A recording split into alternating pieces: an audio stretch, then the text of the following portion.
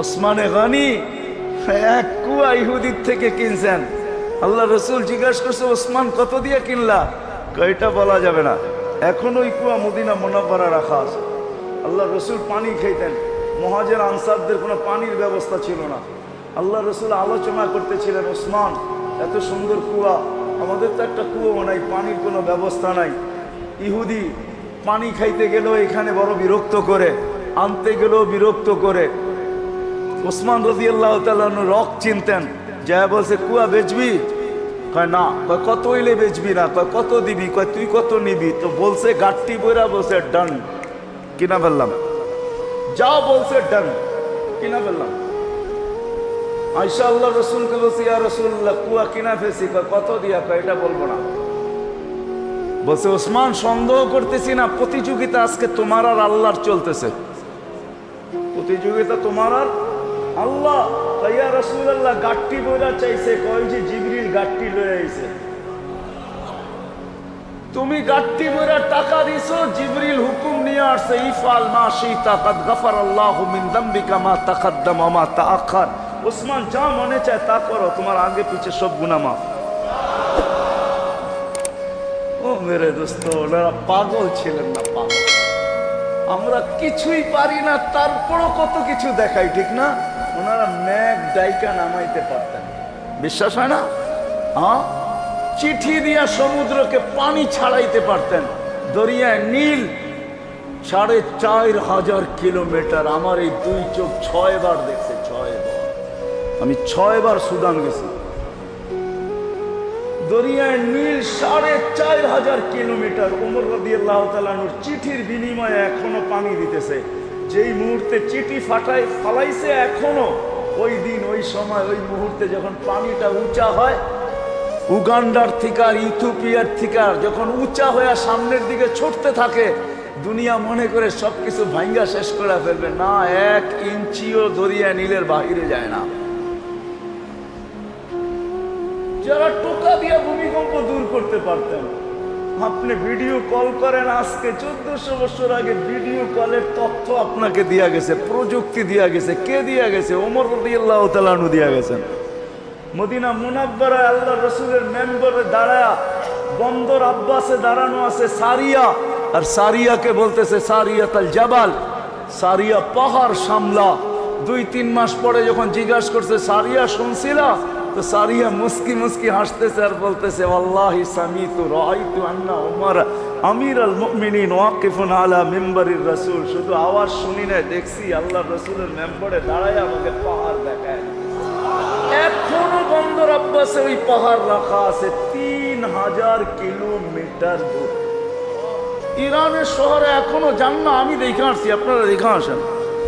বন্দর আব্বাসের ওই পাহাড়ের গায়ে এখনো সাইনবোর্ড লাগানো আছে, হাদা হুয়াল জাবাল, এটাই ওই পাহাড় যেটা আমিরুল মুমিনিন মদিনা মুনাওয়ারার থেকে দেখা যাচ্ছে। যারা প্রযুক্তিহীন দুনিয়াকে ভিডিও কল উপহার দিছে, সবকিছু করতে পারতেন, করেন নাই কেন জানেন? আত্মার আখেরাত। এই দেহ নিয়ে চিন্তা করার সুযোগ কোথায়? দুনিয়া নিয়ে বাবার সুযোগ কোথায়? ৬০-৭০ বছর। এই জন্য আসেন, মেহনত করতে হবে, বাপতেও হবে, আবার সোহবতও উঠাইতে হবে, কিন্তু দিল থেকে বাহির করতে হবে। তাইলে দেখা যাবে ইনশাআল্লাহ, সুম্মা ইনশাআল্লাহ, এই উম্মতের জন্য পিঠনের খুঁটি বড় মজবুত। খুঁটি বড়, খুঁটি বড়, খুঁটি বড়। খুঁটি চিনেন? মুহাম্মাদুর রাসূলুল্লাহ। মুহাম্মাদুর রাসূলুল্লাহ খুঁটি এই উম্মতের, এই উম্মতের খুঁটি মুহাম্মাদুর রাসূলুল্লাহ সাল্লাল্লাহু আলাইহি ওয়াসাল্লাম, যে উম্মতের জন্য বড় খুঁটি, বড় খুঁটি। কুরআন নাযিল হয়েছে, সাওফা ইউতিকা রাব্বুকা ফাতারদা। এত কষ্টের ভিতরে জিবরিলকে থামায়া বসে, জিবরিল ওয়াল্লাহি লান আরদা হাত্তা ইয়াকুনা ওয়াহিদ মিন উম্মতি ফিন নার। আমার একজন উম্মত জাহান্নামে থাকা পর্যন্ত আমি আল্লাহর উপরে রাজি হব না। উম্মতের কান্ডারি, ওই খুঁটি আমাদের পিছে আছে। এই জন্য আসেন, হক্কানি আলেম আল্লাহওয়ালাদের সোহবতে থাইকা মেহনত করি, পাবি, তাইলে ইনশাআল্লাহ আত্মারও শুদ্ধি হবে, আখিরাতও গুছানো হবে। দুনিয়া কোথাও যাবে না, দুনিয়া কোথাও যাবে না। যতটুক লেখা আছে অতটুক মিলবেই মিলবে। আর দুনিয়া বিত্তাকাদ্দুর, বুনিয়া বিত্তাকাদ্দুর, রুফিয়াতিল কালাম জুফাতিস সুহুব। এটাই সত্য, লেখা হয়ে গেছে, কালি শুকায় গেছে, যা লেখা আছে তা মিলবেই মিলবে। আর না হইলে কি হবে? ওটাও সত্য। ফাইন রাদিতানি বিমা কাসসামতু লাক আরিহতু লাকা ফাইন লাম তারদা বিমা কাসসামতু লাক উসাল্লিত আলাইকা দুনিয়া তারকুসু কামা ইয়ারকুসুল ওয়াহশিয়্যু ফিল বাররিয়া ওয়ালা ইয়াকুনু ইল্লা মা কাসসামতু লাক। এটা যদি মাইনা না নিলে তো তোমাকে ক্লান্ত করতে করতে করতে করতে করতে করতে করতে একটা মুহূর্ত আসবে তুমি মৃত্যুর কোলে থুবড়ায় পড়বে। কিন্তু হবে ওইটাই যেটা আমরা লেখা রাখছি, আর বাহিরে কিচ্ছু হবে না।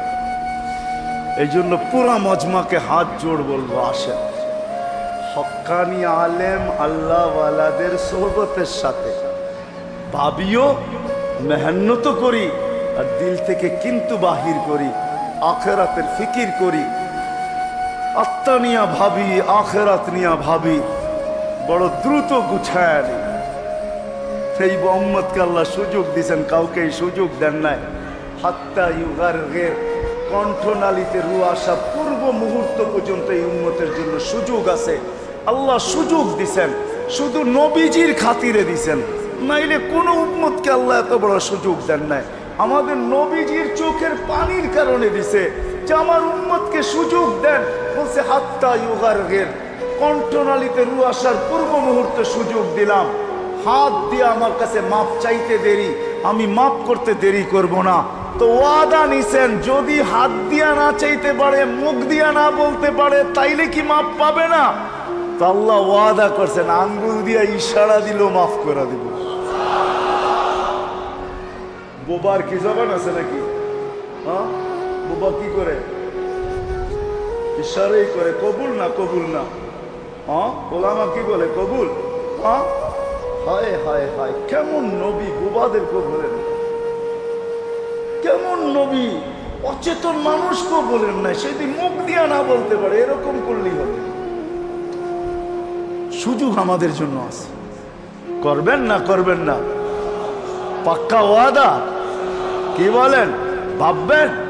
এই উম্মতের ভাবনা বড় দাম, কিন্তু 60-70 বছরের বন্দেগি দিয়া দেওয়া। কথা লম্বা হয়ে যাবে। আসছিল বসন্ত, জানি না কয়জনে কাজে লাগাইছি। রমজান বসন্ত ছিল, বসন্ত, দুনিয়ার বসন্ত আর আখেরাতের বসন্ত ছিল রমজান।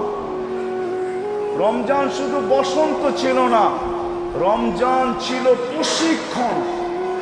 এই উম্মতের এক, যেরকম ডিফেন্সের শীতকালী প্রশিক্ষণ, এই উম্মতের এক মাসের, সারা বৎসরের ভিতরে 1 মাস প্রশিক্ষণ ছিল। প্রশিক্ষণ কি ছিল? বসন্ত ছিল, আখেরাতের বসন্ত। জানি না কে কতটুকু ধরছে। চাঁদ উঠছে তো মসজিদ খালি হয়ে গেছে, চাঁদ উঠছে মসজিদ খালি। প্রশিক্ষণ ছিল। এই জন্য আসেন আসেন, সময় ফুরায়া যাইতেছে। এই জন্য সবার কাছে দরখাস্ত, হক্কানি আলেম আল্লাহ ওয়ালাদের সোহবতের মাধ্যমে থাইকা কিন্তু মনের থেকে বাহির করা, মেহনত করেন, চিন্তা করেন। আল্লাহ চিন্তার মাধ্যমে এই উম্মতকে আখেরাত গুছায়। আল্লাহ আমাদের সবাইকে আমল করার তৌফিক দান করেন। করবো তো ইনশাআল্লাহ? পাক্কা? কে কে? আল্লাহ কবুল করুন। যে আমি আখেরাত কতটুকু গুছাইলাম, দুনিয়া কতটুকু গুছাইলেন, এটা আমাদের প্রত্যেকের সামনে আছে। 1 কাঠা হইলেও সামনে আছে, আধা কাঠা হইলেও সামনে আছে, 2 কামরা হইলেও সামনে আছে, 1 ফ্ল্যাট হইলেও সামনে আছে, 10 তলা হইলেও সামনে আছে, আর 10 বাড়ি হইলেও সামনে আছে। যে দুনিয়া কতটুকু গুছাইলাম। 1 দোকান হইলেও সামনে আছে, ফুটপাতে হইলেও সামনে আছে। কসম খোদার, কারো সামনে আখেরাত নাই যে আমি আখেরাত কতটুকু গুছাইলাম। অথচ চিরদিন ওইখানে থাকতে হবে। সাহাবা পাগল ছিলেন না মেরে আজিজ, আবু বকর পাগল ছিলেন না, 13টা দোকান খোয়ায় দিয়েছেন। পাগল ছিলেন না, উমর পাগল ছিল না, ওসমান পাগল ছিল না, আব্দুর রহমান ইবনে আউফ পাগল ছিল না। কয় টাকার মালিক আর আমরা দুনিয়াতে? আব্দুর রহমান ইবনে আউফ রাদিয়াল্লাহু তাআলা আনহু যখন দুনিয়ার থেকে বিদায় নেন তখন 47 লক্ষ কোটি টাকা শুধু ক্যাশ ছিল। ক্যাশ কত? 47 লক্ষ কোটি টাকা। আপনার ন্যাশনাল বাজেট হচ্ছে মাত্র 6 লক্ষ কোটি টাকা, ওনার কাছে 47 লক্ষ কোটি টাকা ছিল। আব্বাস রাদিয়াল্লাহু তাআলা আনহু হারায়া দিয়েছেন, সব হারায়া দিয়েছেন। বিদায় হজের দিন আরব ভূখণ্ডের একক ব্যাংক ছিলেন আল্লাহ রসুলের চাচা আব্বাস, একক ব্যাংক, দ্বিতীয় কোনো ব্যাংক ছিল না। বিদায় হজের দিন আল্লাহ রসুল দাঁড়ায় বলছে, আমার চাচার যত সুদ আছে ও আরব ভূখণ্ডের মানুষ শোনো, যার কাছে যত সুদ আমার চাচা পাবে সব মাফ, আমি মাফ করে দিলাম। চাচা দাঁড়ায় বলছে, ভাতিজা সুদ মাফ করলি এটা তোর অধিকার ছিল, আসল মাফ করা আমার অধিকার, যার কাছে যা পাই সব মাফ। বলছে চাচা মাফ করে দিলেন সব, বলে সব মাফ, ওইখান থেকে নিতে চাই। প্রত্যেকে ইতিহাস পড়েন, একক ব্যাংক ছিলেন আব্বাস রাদিয়াল্লাহু তাআলা ওই জামানায়, আর কোনো দ্বিতীয় ব্যাংক ছিল না। কিছু বয়স্ক মানুষ আছে, বয়স হয়ে গেলে সামাজিক অবস্থানের কারণে, পারিবারিক অবস্থানের কারণে লজ্জায় কারো কাছে শিখতে যায় না, তার মধ্যখানে বাধা হয়ে যায়। বিশেষ করে যুবকদেরকে বলবো, তুমি যুবক হয়ে গেল, এটাকে লজ্জা করা ঠিক না। আলেম ওলামাদের কাছে যাও, আগে সূরা ইখলাসকে শুদ্ধ করো, তারপরে এই 5টা বিশ্বাসের সাথে, 5টা বিশ্বাসের সাথে যখন সূরা ইখলাস 5টা বিশ্বাসকে দিলের ভিতরে বসায়া যখন সূরা ইখলাস পড়ব, মহব্বতের সাথে, তখন প্রত্যেকবার আমাকে 10 পারা কোরআন পড়ার সওয়াব দিবে। আর হাদিসে সাফ আছে যে সূরা ইখলাসকে যত বেশি মহব্বত করবে, যত বেশি, এই মহব্বতের কারণে তার জানাজায় 70,000 পর্যন্ত ফেরেশতা শিরকত করবে। আর এটা আমি মাঝে মাঝে বলি যে এটা জুবায়ের আল আনসারীর জানাজা, এটার প্রমাণ। জুবায়ের আল আনসারী রহমতুল্লাহি আলাইহি 10 মিনিট আগে পর্যন্ত দুনিয়া জানে যে 5 জনে জানাজা পড়বে, ওনার ছেলে পড়াবে, 4 জন কবর দেওয়ার জন্য মাদ্রাসার উস্তাদ থাকবে, ইমাম একজন, মুক্তাদি কয়জন? 4 জন। 10 মিনিট আগেও জানে, কিন্তু 10 মিনিট আগেও কিন্তু করোনার সময় লাইভে এটা দেখানো হইতেছিল বারবার যে না, ওনার জানা যায় এই 4 জন ব্যতীত আর কেউ আসবে না। কিন্তু এই 10 মিনিটের কম সময়ের ভিতর থেকে এই লাখ লাখ মানুষ কোত্থেকে আসলো যে ঢাকা সিলেট হাইওয়ে পর্যন্ত জাম করে দিল। জানাজার কাতার যেতে যেতে যেতে যেতে বিবারিয়া বিশ্ব রোড পর্যন্ত চলে গেল। দুনিয়া যা বলুক আর না বলুক, আমি আমার মনের থেকে এটা 100% আমার বিশ্বাস, এগুলো একটা মানুষ ছিল না, কেননা ওনার জীবনটাই কোরআনের খেদমতের ভিতরে ছিল। তফসির মনে হয় জুবায়ের আল আনসারীর মতো তফসিরে এই অত্র বিবারিয়া এবং সিলেট অঞ্চলে, মৌলভীবাজার অঞ্চলে মনে হয় ওনার চেয়ে বেশি পারদর্শী কেউ ছিল না। শুধু এই গন্ডি না, এইখান থেকে পার হয়ে লন্ডন, আমেরিকা পর্যন্ত এক বিরাট এলাকা পর্যন্ত ওনার তফসির ছড়ায় গেছে। আর আল্লাহ বলার মতো দিছিলেন। আমার বিশ্বাস ওনার জানাজায় কোনো মানুষ আসে নাই, নাইলে 5 মিনিটের ভিতরে এত লক্ষ লোক কেমনে আসে? বাড়িগুলা তো ওই মাদ্রাসার থেকে কাছে না, আমরা তো যাইতে যাইতে দেখি মহল্লাগুলা কাছে নাকি হুজুর? কাছে না। আবার ওই দিন একটু বৃষ্টি বৃষ্টি ভাবও ছিল। এত অল্প সময়ের ভিতরে এত মানুষ কোত্থেকে আসে? তো আমার বুঝে আসছে যেটা সূরা ইখলাসের বরকতে জুবায়ের আল আনসারী রহমতুল্লাহ আলাইহি জানা যায়। নাহলে আপনি বলেন করুণার ভিতরে তোফাজ্জল হক হবিগঞ্জি রহমতুল্লাহ আলাইহি জানাজাও তো হয়েছে। কি আপনারা সিলেট থেকে যান নাই? কয়জন লোক হয়েছে? 12-13 জন না? কয়জন? 1.5 কিলোমিটার পর্যন্ত। আমি ওনার ছেলেকে জিজ্ঞাসা করছি, বলছে 1.5 কিলোমিটার পর্যন্ত আমরা মাইক দিছি। কোত্থেকে আসছে মানুষ? ওই সময় তো করুণার ভয় সাধারণ মানুষের ভিতরে আমাদের চেয়ে বেশি ছিল, ঠিক না? আমাদের ভিতরেও ছিল, কিন্তু আমার বিশ্বাস এগুলা মানুষ ছিল না। হবিগঞ্জি রহমতুল্লাহ আলাইহি জানা যায় মানুষ ছিল না। মানুষ ছিল, হয়তো পরিচিত কিছু চেহারা ছিল, বাকি মনে হয় মানুষ রূপেই ফেরেশতা ছিল। জুবায়ের আল আনসারী রহমতুল্লাহ আলাইহি জানা যায় মানুষ রূপেই ফেরেশতা ছিল। এরকম কেন? আহমদ ইবনে হাম্বল রহমতুল্লাহ আলাইহির একটা কথা আমাদের বারবার মনে ওঠে। উনি বলছে, আমরা যে হক না বাতিল এটা আমাদের জানাজা প্রমাণ দিবে। আমরা যে হক না বাতিল এটা আমাদের জানাজা কি দিবে? প্রমাণ দিবে।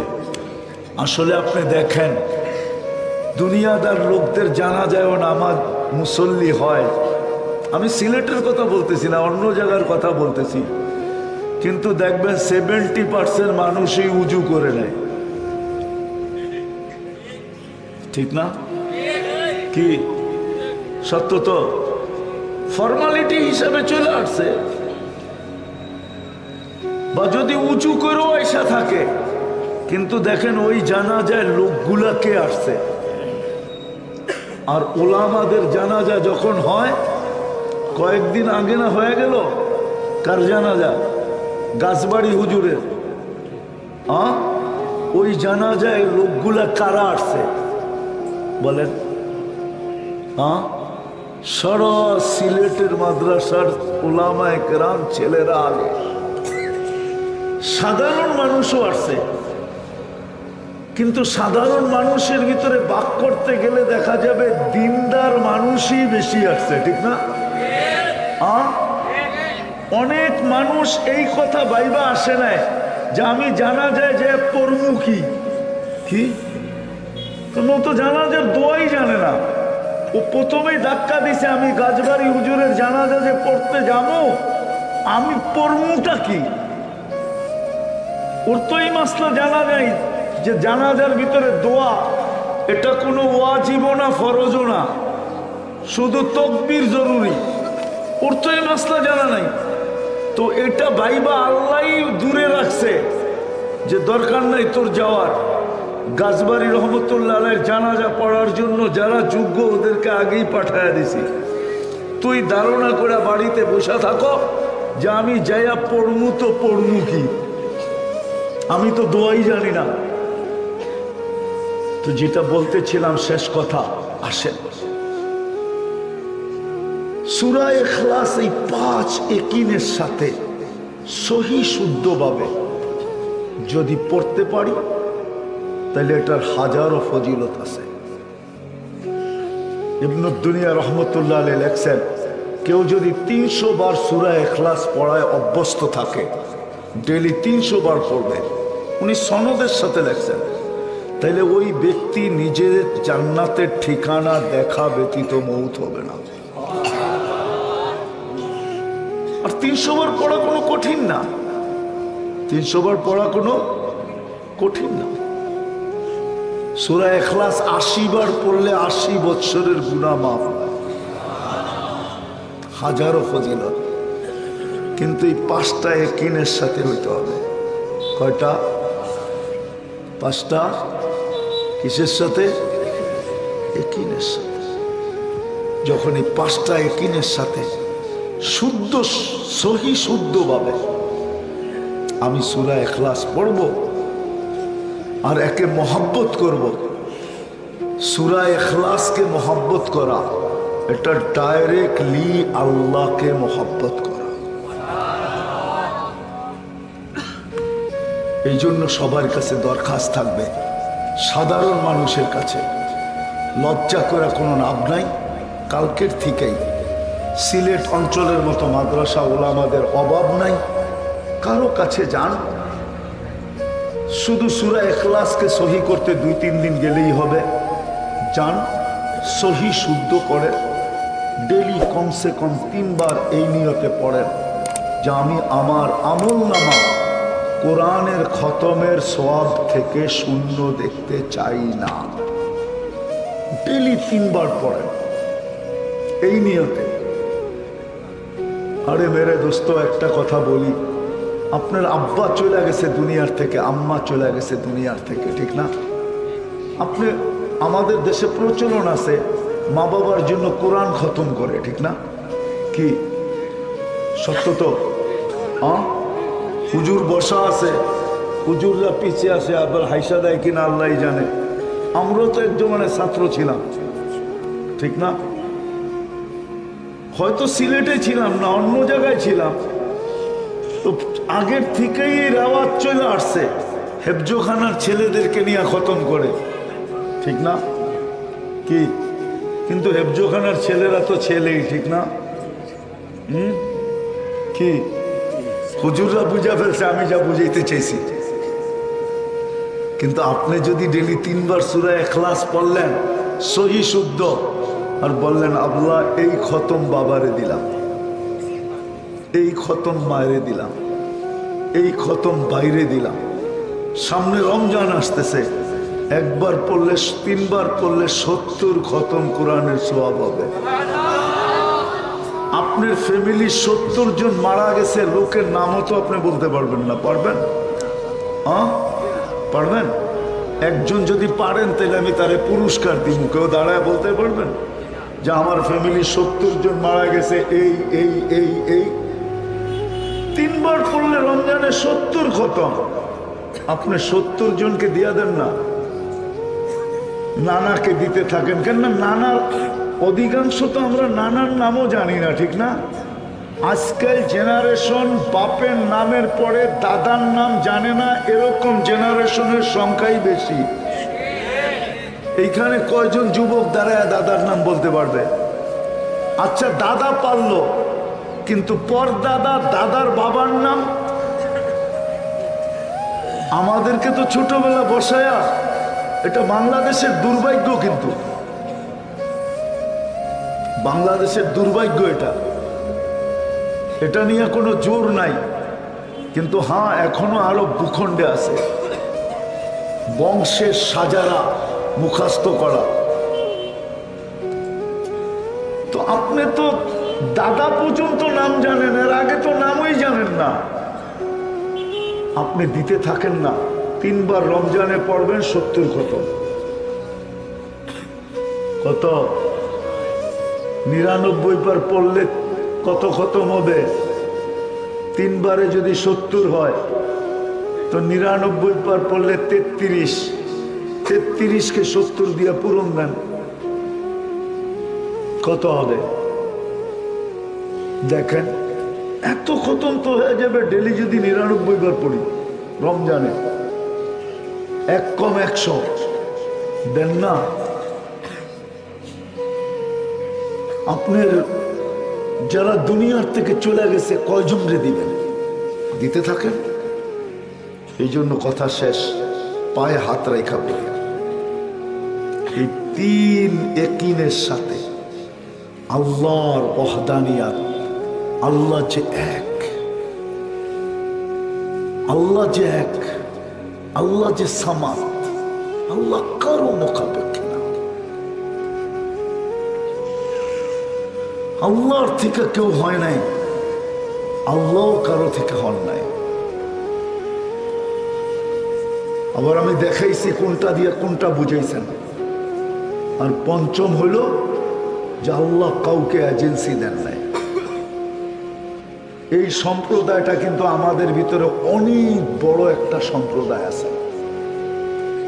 আমাদের সমাজে, আমাদের দেশে বিরাট বড় একটা সম্প্রদায় আছে যারা এটা ভাবে যে আল্লাহ সব এজেন্সি দিছে। আমি এজেন্সি শব্দটা বললাম, বাইঙ্গা বললাম না। জ্ঞানী যারা এরা ইশারাই বোঝে, এরকম বিরাট একটা সম্প্রদায় আমাদের দেশে আছে, সর্ব জায়গায় আছে, যারা ভাবে যে অমুকরা তমুকরা অমুকে তমুকে আল্লাহর এজেন্সি পাইছে। হ্যাঁ, যদি না হইতো আমি জানি না শাহজালাল রহমতুল্লাহের মাজারে সেজদা দেয় কিনা।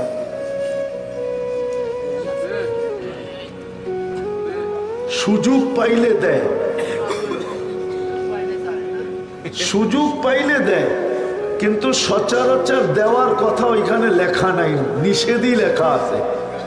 কিন্তু ওই যে বললাম না পঞ্চম প্রকার, যে আল্লাহ এজেন্সি দিয়ে শোয়ায় রাখছে। আল্লাহ মনে হয় বুঝাইতে পারি না, আল্লাহ এজেন্সি দিয়ে শোয়ায় রাখছে। এই জন্য সেজদা কেউ কেউ দেয়, এই জন্য সেজদা বিদ্যায়। এই 5 বিশ্বাসের সাথে যখন আমরা সূরা ইখলাসকে সহি শুদ্ধ পড়ব, আর সূরা ইখলাসই আসলে ইমানকে শুদ্ধ করার, ইমানকে শুদ্ধ করার, ইমানের রিফাইন সেন্টার হলো সূরা ইখলাস। যেমন সব কিছুকে শুদ্ধি করার একটা কারখানা থাকে না। হ্যাঁ, আপনারা তো বুঝবেন না, আপনাদের সিলেটে আছে, আমি চিনি ওদেরকে। সোনা রিফাইন করার সেন্টার সিলেটে আছে, কিন্তু এটা অ্যানালগ সিস্টেম আছে। কিন্তু আমাদের ঢাকা শহরে এখন ডিজিটাল চলে আসছে, মেশিন। আমি চিনি সিলেটের এদেরকে, আমি চিনি। তো রিফাইন সেন্টার সূরা ইখলাস হলো আসলে ইমানকে রিফাইন করার সবচেয়ে বড় সেন্টার। কি সবচেয়ে বড়? আপনি বলবেন কেমনে? আমি আপনাকে শিখাইয়া দিতেছি। সূরা ইখলাস যত বেশি তেলাওয়াত করবেন আর অভ্যস্ত হবেন, সূরা ইখলাস যত বেশি তেলাওয়াত করবেন আর যত বেশি অভ্যস্ত হবেন, রব্বে কাবার কসম, আপনার ভিতরে যদি খাই থাকেও আস্তে আস্তে এটা রিফাইন হইতে থাকবে। হইতে থাকবে। একদিন দেখবেন যদি আল্লাহ বাঁচায় রাখে আর আপনি কন্টিনিউ করতে থাকেন, একদিন দেখবেন আপনার ভিতর থেকে সমস্ত ময়লা দূর হইয়া হাকিকতে ইখলাস আপনার ভিতরে ফুটে তুলবে। হাকিকতে ইখলাস আপনার ভিতর থেকে ফুটা বাহির হবে। আপনি পরীক্ষামূলক কয়েকদিন পড়ে দেখেন, কন্টিনিউ ডেলি অগণিত বার পড়ে দেখেন, যখনই মনে ওঠে তখনই ইখলাস পড়েন, যখনই মনে ওঠেন তখনই ইখলাস পড়েন। পড়তে পড়তে পড়তে পড়তে ভিতরে যদি আপনার ময়লা থাকেও, তা আল্লাহ কুদরত দিয়ে এটাকে রিফাইন করবে। এটা হলো আল্লাহর গায়রত, আল্লাহর আত্মমর্যাদা। এটাকেই বলে যে তুমি সহি শুদ্ধ আমার নাম উচ্চারণ করবে আর তোমার ভিতরটাকে আমি ময়লা থাকতে দিব। এটা কখনো সম্ভব না, না, না। এটা হলো আল্লাহর আত্মমর্যাদার পরিচয়। এই জন্য হাদিসে আছে, মান কাল্লামাহুল্লাহু লাম ইউআদ্দিব। আল্লাহ যদি কারোর সাথে কথা বইলা ফেলে, তোকে আর কোনোদিন শাস্তি দিবে না। মান দাহিকা আলাইহি রাব্বুহু লাম ইউআদ্দিব। কোন কারো কর্মেতে যদি আল্লাহ হাসেন, তাহলে আর কোনোদিন শাস্তি দিবেন না। তো হাদিসে একটা তরতিব শিখাইছেন আল্লাহকে হাসা। আল্লাহ হাসেন। পুরুষ তাহাজ্জুদের সময় উঠলো, আর একটু হাতে পানি নিয়ে নিজের স্ত্রীর মুখে ছিটা দিল। কারণ ঘুমন্ত করে যদি পানির ছিটা দেন, ও উঠবে কি করে? হাউমাউ করে উঠবে না, চিল্লায় ফাল্লায় উঠবে না, তাড়াতাড়ি তো উঠবে, ঠিক না? উঠলে আপনি হাসি দিয়া বললেন তাহাজ্জুদ পড়বা না? তো আল্লাহ এই স্বামীর কর্ম দেখা হাসা দিলেন। প্রথম দিন মনে করেন আপনি স্ত্রীকে উঠাইলেন, ও তো চান্সে থাকবো, ঠিক না? কেননা মহিলাদের ভিতরে এটা একটা স্বভাব আছে, আপনি একটা কইলে আরেকটা আজকে না কোক 3 দিন পরে হইলেও বলবো, না বলা পর্যন্ত ভিতরটা ঠান্ডা হবে না। এটা অধিকাংশ মহিলাদের স্বভাব। আজকে যে আপনি চান্স নিলেন, কালকে কিন্তু ও চান্স নেবে। দেখা যাবে আপনি ছিটা দিছেন একটু, ও পুরা গ্লাস লয়ে আপনার মুখের উপরে ঢেলা দিব। আপনি যখন রাগে লাল হয়ে উঠবেন, তখন হাসি দিয়ে বলবো, ক্যা তাহাজ্জুদ পড়বা না? কালকে না আমাদের উঠাইলা। তো আল্লাহ এই দুইজনের কর্মে হাসা দেন। আর হাদিসে আছে, যাদের কর্মে আল্লাহ হাসে তাদেরকে শাস্তি দেন। তো যতটুকু কথা বললাম মনে থাকবে তো ইনশাআল্লাহ? আজকের থেকে সহি শুদ্ধ কইরা সূরা ইখলাস পড়ার অভ্যস্ত হব তো? কে কে? আল্লাহ আমাদের সবাইকে আমল করার তৌফিক দান করেন।